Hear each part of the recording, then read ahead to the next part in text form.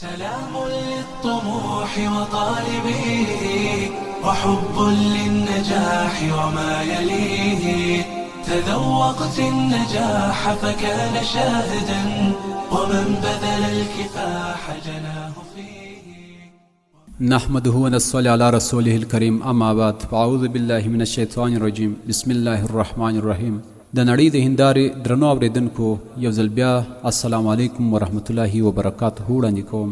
تاسو د نړۍ د هندارې په تیره برخه کې د اسیا د هیوادونو له جملې څخه د افغانستان هیواد په اړه معلومات لاسته راوړل. د نړۍ د هندارې په دې برخه کې به د اسیایي هیوادونو له جملې څخه د ازبکستان په اړه له تاسو سره معلومات شریک شي.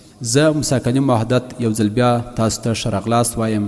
خدای دې وکړي چې د پوره روغتیا څخه برخمن یاست. ازبکستان چې رسمي نوم یې د ازبکستان جمهوریت او نړیوال نوم یې ازبکستان دی.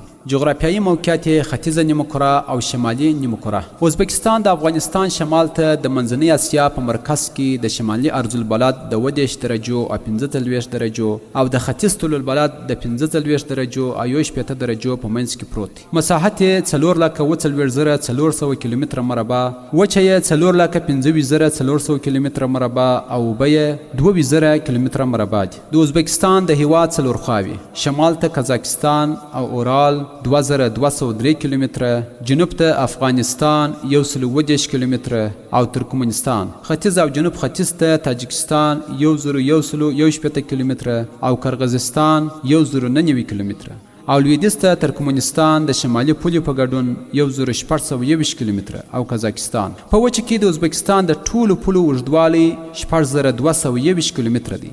دغه هیواد سمندري پوله نه لري. د ازبکستان مهم غرونه تیانشان، الای، پامیر او حصار دي. د ازبکستان لوړې څوکې حصار له تاجکستان سره د ازبکستان په پوله 4645 متره جګوالی لري او عدالتمګا او هغې 4301 متر جګوالی لري. اژدهاوې د کړې ماتې خو نړۍ غلام خود غلام شي په شمار یوه ګړۍ درې مستې اژدهاوې د کړې ماتې خو نړۍ غلام خود غلام شي په شمار یوه ګړۍ.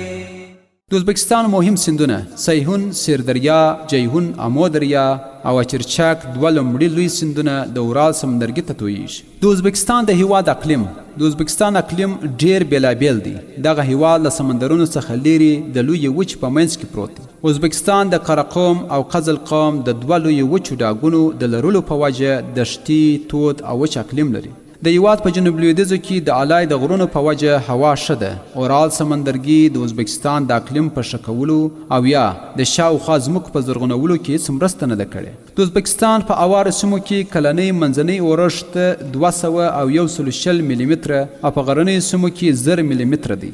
د اورښت موسم ژمی او پسرلی دی. د ازبکستان دوبي تاوده او ژمي یې ښه دي. د جنوري په میاشت کې تودوخه په شمال کې -2 درجې او په جنوب کې مثبت 2 درجې وي. د جولای په میاشت کې منځنۍ تودوخه په شمال کې 26 درجې او په جنوب کې 22 درجې وي. ازبکستان په کال کې 245 لمریزې ورځې لري. شاملګار شي د خدای د ټول بشر تر ټولو شاملګار شي د خدای د ټول بشر د مینې په زنځیر کې اوسې ځلنده کړی غلام خود غلام شي په شمار یوه ګړۍ. د ازبکستان د هیواد نورې جغرافیایي ځانګړتیاوې. ازبکستان د سیهون، سیردریا او جیهون امودریا د سیندونو ترمنځ په وچه پورې تړلی هیواد دی. سیهون له دغه هیواد څخه قزاقستان ته ننوځي او بیا اورال ته ځي. جیهون چې لومړی د افغانستان او ازبکستان ټوله سرحدي پوله او بیا د ازبکستان او ترکمنستان ترمنځ لږ سرحدي پوله جوړوي. له ترکمنستان څخه د ازبکستان خاورې ته ننوځي او بیا له اورال سره ګډیږي. د ازبکستان په شمال لویدیځ کې د اوست اورد ډاګ تر قزاقستان پروت دی. د قزلقوم وچ ډاګ د دغه هیواد په شمال لویدیځ او د قرقوم وچ ډاګ د ازبکستان په منځنیو برخو کې پروت دی. د ازبکستان ختیځه خاوره د یو تراړې په بڼه د قرغیزستان او تاجکستان په خاوره ننوتې ده. د دغه هیواد پلازمینه تاشکند په همدې تړاړه کې موقعیت لري. د ازبکستان 80 سلنه خاوره اواره او ډاګیزه ده. د دغه هیواد په ختیځو او شمال ختیځو برخو کې د تیانشان، علای، فامیر او حصار غرونه پراته دي. له دې غرونو څخه نږدې 600 سیندونه بهیږي او ځنګلونه لري. د ازبکستان په شمال کې د قزاقستان په ګډه پوله د اورال ولاړې اوبه موقعیت لري چې پراخوالی یې 65,500 کیلومتره مربع دی. جغرافیه پوهان وایي چې د سیمې په هیوادونو کې د سیحون او جیحون د سیندونو له اوبو څخه د ډېرې استفادې له امله د اورال اوبه کمې سوي او دا ویره سته چې یو وخت یې د پراخوالي له امله په نړۍ کې څلورم ځای درلود، ورو ورو به وچ سي. په عمومي توګه د سمندر له سطحې څخه د ازبکستان تر ټولو ټیټه سیمه ساری کارنش کولې چې 12 متره ژوروالی لري او تر ټولو جګه سیمه ادلونګا توغي چې 4301 متر جګوالی لري. وحب للنجاح وما يليه تذوقت النجاح فكان شاهدا ومن بذل الكفاح جناه فيه ومن بذل الكفاح جناه فيه. د ازبکستان د هیواد سیاسي او بشري جغرافیه پلازمینه تاشکند چې نفوس یې 2,02,000 نفره دی او د ازبکستان ټول نفوس 28,128,600 نفرو ته رسیږي. د ازبکستان اداري ویش ازبکستان د اداري ویش له پلوه په لاندې 12 ولایتونو ولایترال، یو کورواکه جمهوریت او یو ښار ویشل سوی دي. ولایتونه اندیجان، بخارا، جزګاس، کرغانه، قشقدریا، خوارزم، نمنګان، ناوی، سمرقند، سردریا، سرخاندریا او تاشکند دي. دوهم د قرای کل پاکستان جمهوریت او دریم تاشکند ښار. د پاسنۍ ځینې ولایتونو مرکزونه هم په همدې نومونو یادیږي، خو د قشقدریا د ولایت مرکز قرشي، د خوارزم مرکز ارغنچ، د سردریا مرکز کوهستان او د سرخاندریا مرکز ترموز دی. قره کل پاکستان له شمال ختیځ او لویدیځ لوریو په قزاقستان، له جنوب په ترکمنستان او له جنوب ختیځ لوري په ازبکستان پورې تړلی دی. زهرتنا تقدم منك جهد وحان الوقت كيما تحصديه تنالي الفخر والأمجاد طرا. ښارونه ازبکستان ټول 45 ښارونه لري چې مهم یې دا دي: سمرقند، بخارا، خیوا، فرغانه، نوري، چرچک، زرافشان، المالک او اندیجان. د ازبکستان د خلکو نژاد سپین دی چې ازبک 80 سلنه، روس 6 سلنه، تاجک 15 سلنه، قزاق 3 سلنه، کرکلفاق 2.5 سلنه، تاتار 1.5 سلنه او نور د افغانانو په ګډون 2 سلنه اوسیدونکي لري. دین او مذهب اسلام 88 سلنه، مسیحي ارتودوکس 9 سلنه او نور 3 سلنه.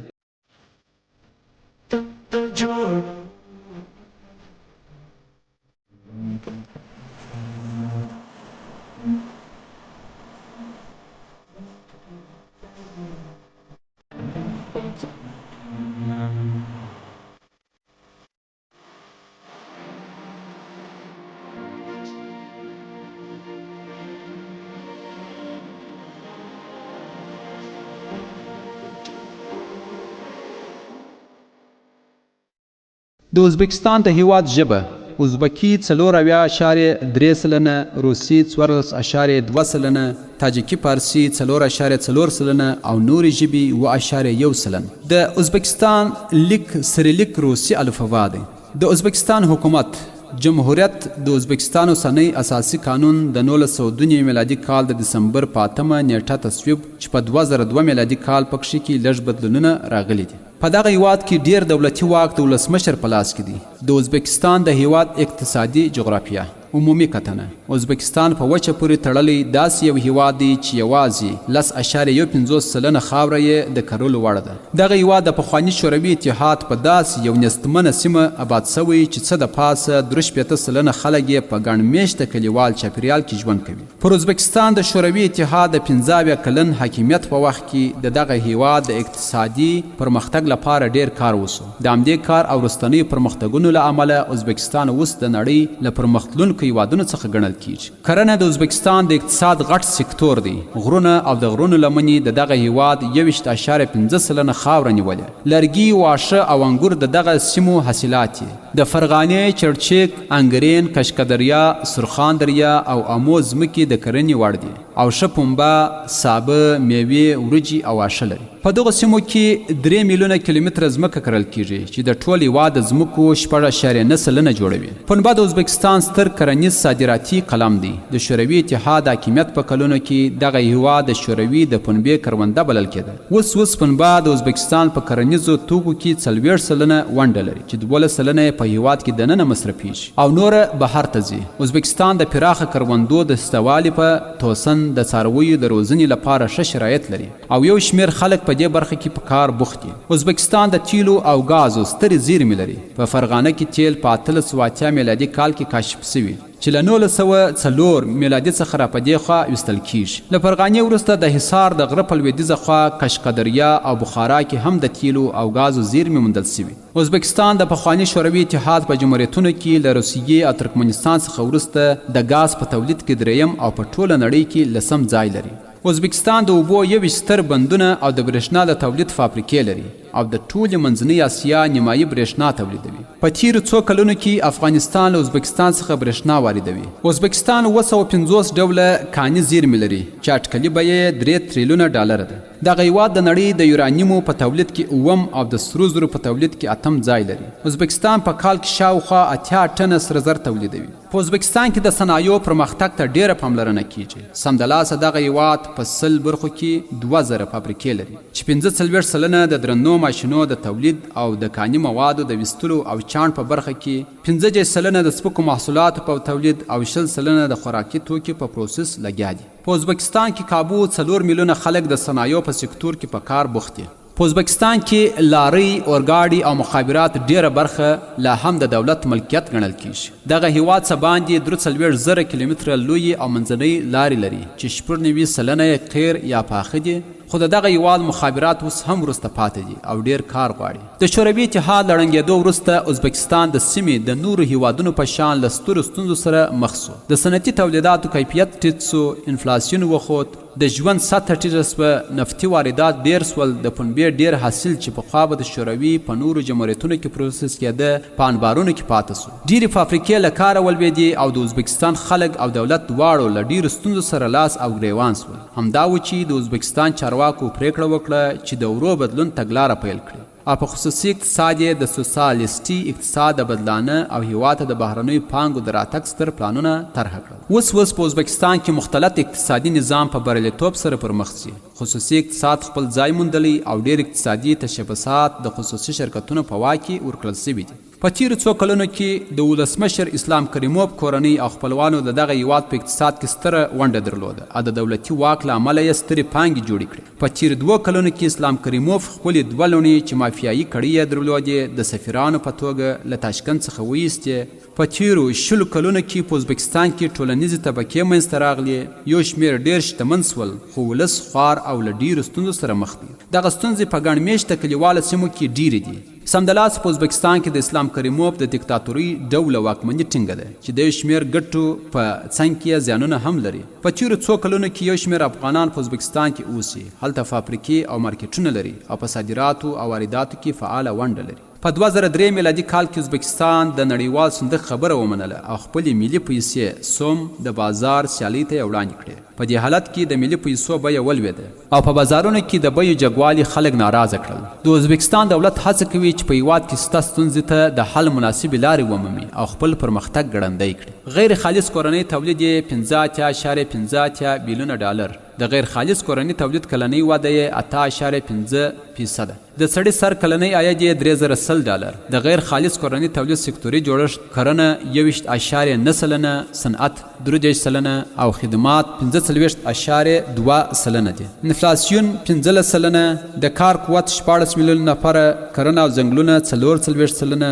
صنعت او د ودانیو کار 20 سلنه، خدمات او نورې 14 سلنه دي. وزګارتیا 1.1 سلنه. هغه وګړي چې د فقر تر کرښې لاندې ژوند تیروي 14 سلنه. بودیجه 12.1 بیلیونه ډالر او لګښتونه 4.6 بیلیونه ډالر دي. د ازبکستان د هېواد صنعت، نساجي، خوراکي توکي، د ودانیو ماشینونه، د فلزاتو ایستل، سره زر، تیل، طبیعي ګاز، کیمیاوي مواد او نور دي. د صنعتي تولیداتو کلنۍ وده 8 سلنه، د برېښنا تولید 40.2 بیلیونه کیلو واټه په ساعت کې او د برېښنا لګښت 40.1 بیلیونه کیلو واټه په ساعت کې. د تیلو تولید 58,650 بیرله په ورځ کې، د تیلو لګښت 1,44,000 بیلره په ورځ کې، د تیلو زیرمه 594 میلیونه بیلره، د غاز تولید 1.1 بیلیونه متر مکعب، د غاز لګښت 4.1 بیلیونه متر مکعب، د غاز زیرمه 1.4 تریلیونه متر مکعب.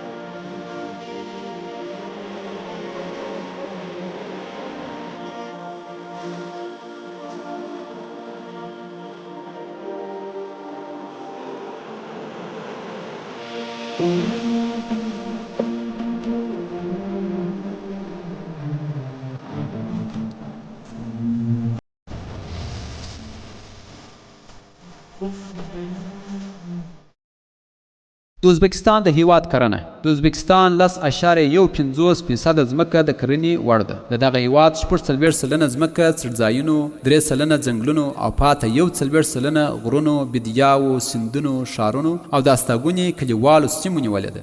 سمدلاسه د ازبکستان 42,210 کیلومتره مربع ځمکه کرل کیږي. د دغه هیواد 44 سلنه خلک په دې سکتور کې په کار بوخت دي او د ازبکستان 22 سلنه غیر خالص کورنۍ تولید له دې سکتور څخه لاسته راځي. کرکولي پوستکي، ورېښم، پنبه، غنم، حبوبات، چغندر، جوت یا کنف، میوې، سابه، غوښه، لبنیات، هګۍ د دغه هیواد مهم کرنیز محصولات بلل کیږي. د ازبکستان د هیواد څاروي. د ازبکستان 44 سلنه خاوره څړځایونو نیولې ده. له همدې امله په دغه هیواد کې د څارویو روزنې وده کړې ده. د ازبکستان د اقتصادي پرمختګ تاریخي څېړنې وایي چې پخوا د دغه هیواد ډیرو خلکو کوچاني ژوند درلود او ډیر څاروي یې روزل. سمدلاسه د ازبکستان 28 میلیونه هکتاره ځمکه کرل کیږي چې 33% برخه د څارویو د روزنې لپاره بیله سوې ده. د ازبکستان د څارویو پوستکي ډیر پنډ او غټ دي او د خرڅلاو ښه بازار لري. په دې وروستیو کلونو کې د ازبکستان ډیر پوستکي د څرمن جوړولو لپاره چین، ترکیې او پاکستان ته صادریږي. د څارویو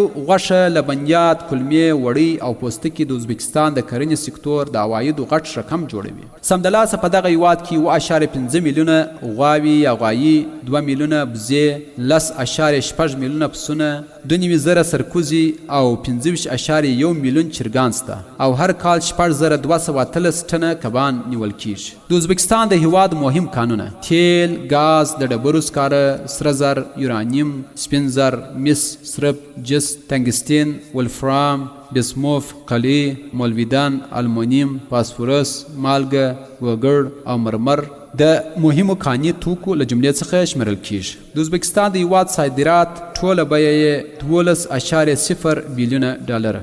د صادراتو له جملې څخه برېښنا، کتان، سره زر، اوسپنیز منرال، فلزي او غیر فلزي توکي، ټوکران، خوراکي توکي، ماشینونه او ګاډۍ دي. د صادراتو په برخه کې غټ تجارتي شریکان روسیه 18.1، قزاقستان 8.5 سلنه، ترکیه 14.5 سلنه، بنگلاديش 8.5 سلنه او چین 1.8 سلنه دی.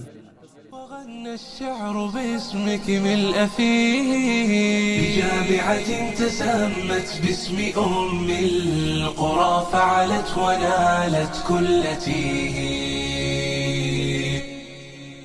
د ازبکستان د هیواد واردات ټول بیه 8.03 بیلیونه ډالر. د وارداتو په برخه کې پرمختللي ماشینالات او پرزې، کیمیاوي مواد، خوراکي شیان، فلزي او غیر فلزي سامانالات، وسلې او مهمات، دارودرمل، برېښنایي توکي، استهلاکي توکي، کرتاسیه او نور دي. د وارداتو په برخه کې غټ تجارتي شریکان روسیه 25.4 سلنه، قزاقستان 15.3 سلنه، چین 14.9 سلنه، جنوبي کوریا 11.3 سلنه، جرمني 8.3 سلنه او اوکراین 4.2 سلنه دي. بهرني پورونه 3.8 بیلیونه ډالر دي. د ازبکستان د هیواد ترانسپورت، ازبکستان د اورګاډي 3645 کیلومتره پټلۍ لري چې 420 کیلومتره په برېښنا چلیږي.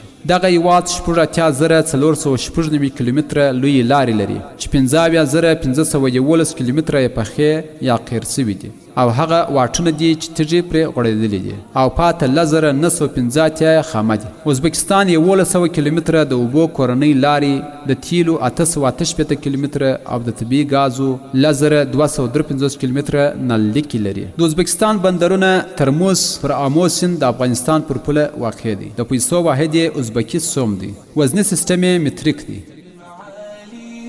فإن السبق يرفع حائزيه حماك النحو يا أملي وقارا كذاك النحو يمنح عاشقيه.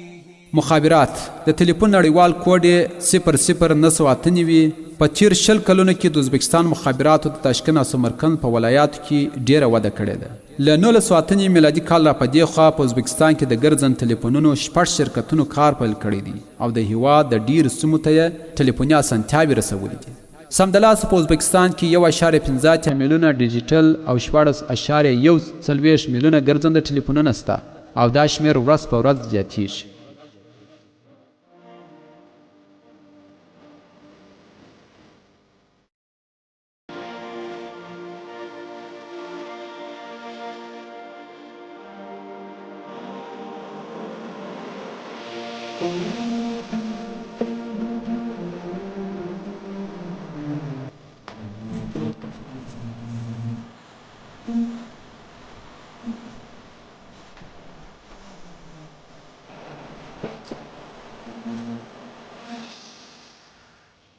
د ازبکستان د هیواد رسنۍ، د ازبکستان دولت 4 تلویزیونونه او 4 راډیوګانې لري چې د ټول هیواد لپاره په ازبکي، روسي او تاجکي ژبو خپرونې کوي. د ازبکستان په بیلابیلو ښارونو کې 60 سیمهیز تلویزیوني چینلونه فعال دي چې د دولت له تګلارو سره سم د دولتي امکاناتو له لارې خپرونې کوي. دا خصوصي چینلونه د ژوندیو خپرونو د خپرولو حق نه لري او ازبکستان په کال 2007 میلادي کې خصوصي راډیوګانو ته هم د کار اجازه ورکړه. اوس په دغه هیواد کې 15 راډیوګانې فعال دي چې په روسي او ازبکي ژبه خپرونې تفریح پروګرامونه خپروي. دا راډیوګانې د خبرونو په برخه کې د دولت عمومي تګلارې په پام کې ساتي.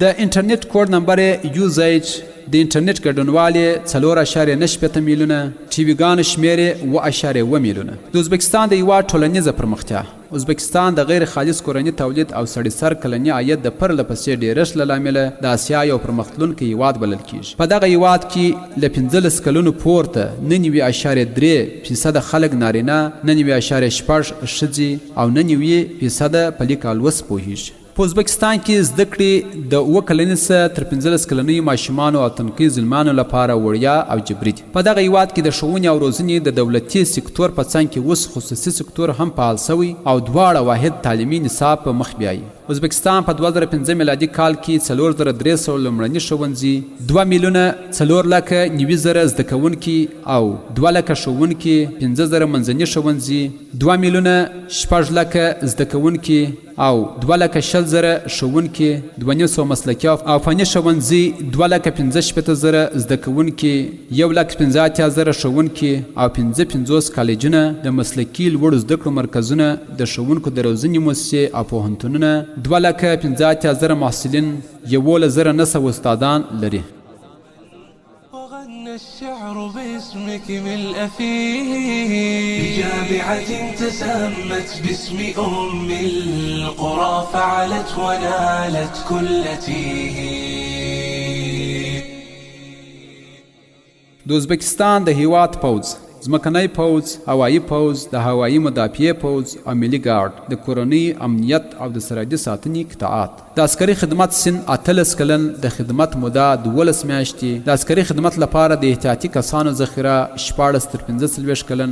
د ازبکستان د هیواد نړیوالې لانجې. په ازبکستان او گاونډ ترکمنستان کې د پنبې ډیر کار د دغه دواړو هیوادونو ترمنځ د آمو سیند د اوبو د ویش لانجه رامنځته کړې ده. ازبکستان له قزاقستان سره د خپلو پولو د ټاکلو خبره پای ته رسولې، خو د نښو ایښودل لا بشپړ سوي نه دي. ازبکستان له تاجکستان سره د خپلې هغه سیمې د پولو د ټاکلو په برخه کې ستونزې لري چې د ازبکستان په شمال ختیځ کې د تاجکستان شمال لویدیځ او قزاقستان جنوب لویدیځ په خاوره ننوتې ده. په دغه برخه کې ازبکستان او تاجکستان 130 کیلومتره ګډه پوله لري او په ځینو سیمو کې یې ماینونه ښخ سوي دي. راځم د ازبکستان د هیواد تاریخ ته یو لنډه کتنه کوم. تاریخ.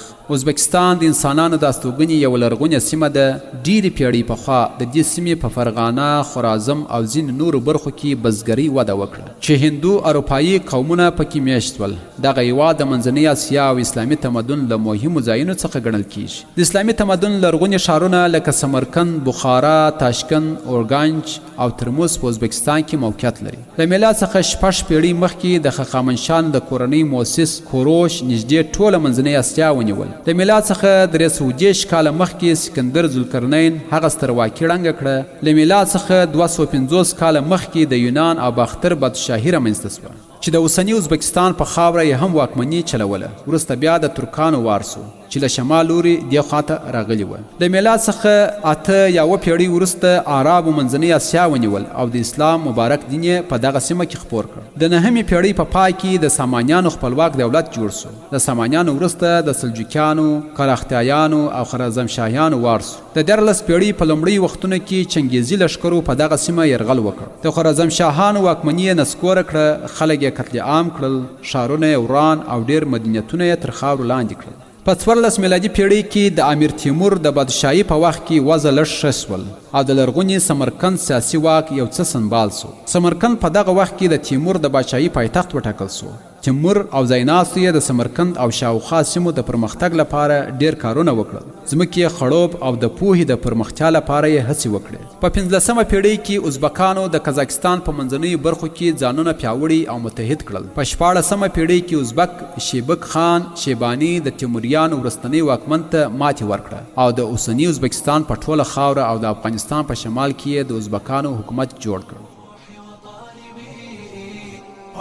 للنجاح وما يليه تذوقت النجاح فكان شاهدا ومن بذل الكفاح جناه فيه ومن بذل الكفاح جناه فيه وحوز السبق دوما في المعالي. د نړۍ د هندارې درنو اوریدونکو، تاسو د ازبکستان د هیواد د تاریخ په برخه کې تر دغه ځایه پورې چې دوی خپل حکومت شیباني حکومت جوړ کړي راورسېدلاست. په راروانه برخه کې به انشاءالله د لومړي شاه اسماعیل صفوي شیبک خان شیباني د ماتې په هکله باندې او د هغه د وژنې په هکله باندې ستاسو سره معلومات شریکوو او له دې ځایه څخه به د نړۍ د هندارې خپرونه راپیلوو. اوس مو پر لوی رب جل جلاله سپارو. ښه ژوند ولرئ. تسمت باسم أم القرى فعلت ونالت كل تيه.